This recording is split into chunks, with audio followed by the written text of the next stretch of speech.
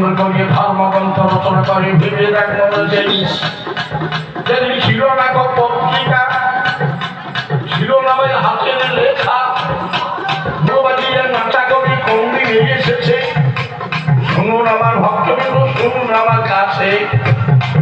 ওই সুদূরবর্তী গাল হতে নপনের ব্যবসা করতে কলিকাতার ফরাসডাঙ্গার বাজারে ওরে এসেছিলেন অ্যান্টনি ফিরিঙ্গি। কলকাতার ওই বাগবাজারে ভোলাময়রাকে সঙ্গী করে ফুটিয়েছিলেন কবিগানের ভঙ্গি।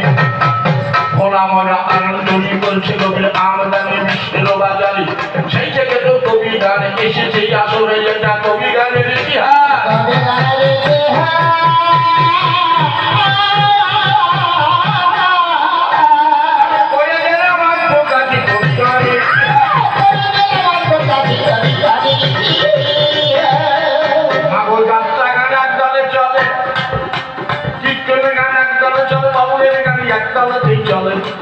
কিন্তু কবি গানে একদলেতে হয় না বাবার গানে।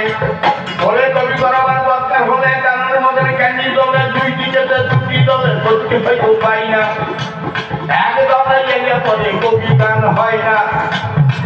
মাগই আমাদের এক জায়গায় নাই গো বাড়ি, দুটো না দুই জায়গায় বাড়ি। আপনারা ছেলে গো বাইনা করি গাইতে কবি গান। আসলে নেই উঠবে কত মধুর মধুর গান। আমার নীল রতন পাল নামে বাক্যলাভে আমার গান সাইছিয়া ভাই খানা। মাগো বীরভূমে যে লাতে বাড়ি অনেকে তো চেনা। এখানে শুনতে পাই আমার পাল্লাদারের বাড়ি হলো বর্ধমান জেলায়। ওরে সমস্যা হয় না, আমার সঙ্গে গাইবে বন্ধু আজকে গান।